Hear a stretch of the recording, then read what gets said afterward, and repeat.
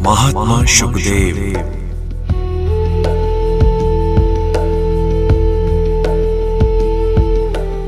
महात्मा शुकदेव भगवान वेदव्यास के पुत्र थे। इनकी उत्पत्ति के संबंध में अनेक कथाएं मिलती हैं।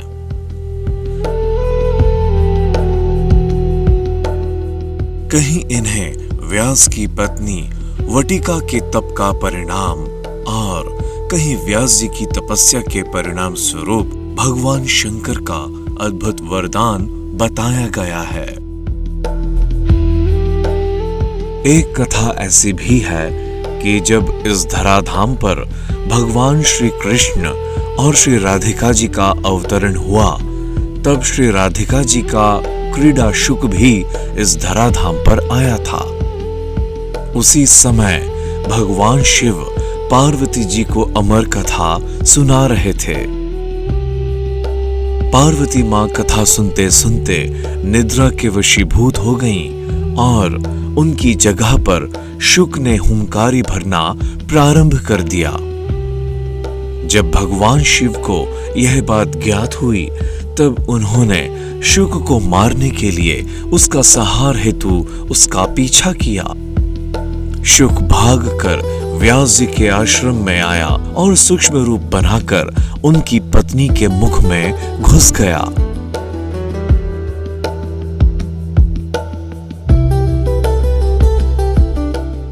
लीला के दृष्टिकोण से शिव जी ये जानते थे कि कथा कोई सुन रहा है, तो उन्होंने क्रोधित होकर उसे मारने का निर्णय इसलिए किया क्योंकि अमर कथा सुनने वाला कोई भी प्राणी सदा सदा के लिए अमर हो जाता, जिससे सृष्टि का संतुलन बिगड़ सकता था।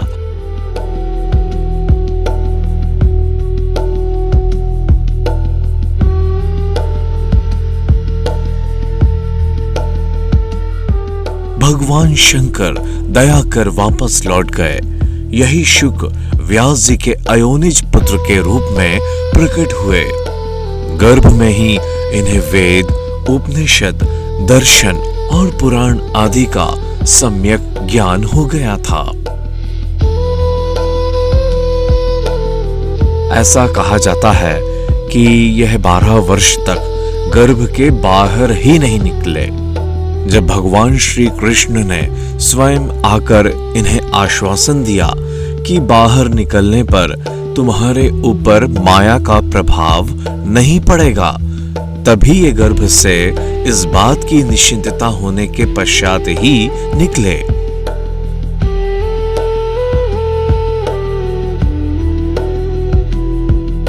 जन्मते ही श्री कृष्ण और अपने पिता माता को प्रणाम करके इन्होंने तपस्या के लिए जंगल की राह ली।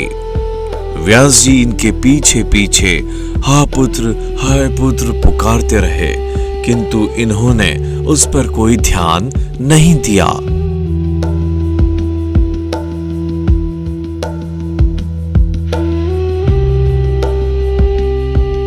श्री शुकदेव जी का जीवन वैराग्य का अनुपम उदाहरण है।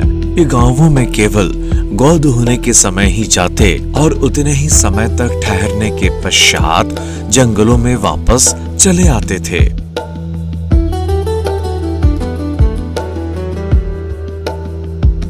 व्यास जी की हार्दिक इच्छा थी कि शुकदेव जी श्रीमद् भागवत जैसी परमहंस संहिता का अध्ययन करें, किंतु ये मिलते ही नहीं थे।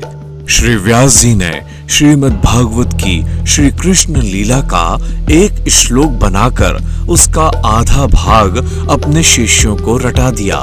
वे उसे गाते हुए जंगल में समिधा लाने के लिए जाया करते थे। एक दिन शुकदेव जी ने भी उस श्लोक को सुन लिया। श्री कृष्ण लीला के अद्भुत आकर्षण से बंधकर शुकदेव जी अपने पिता श्री व्यास जी के पास लौट आए। फिर उन्होंने श्रीमद् भागवत महापुराण के 18,000 श्लोकों का विधिवत अध्ययन किया। इन्होंने इस परमहंस संहिता का सप्ताह पाठ महाराज परीक्षित को सुनाया था, जिसके दिव्य प्रभाव से परीक्षित जी ने मृत्यु को भी जीत लिया और भगवान भगवान के मंगलमय धाम के सच्चे अधिकारी बने।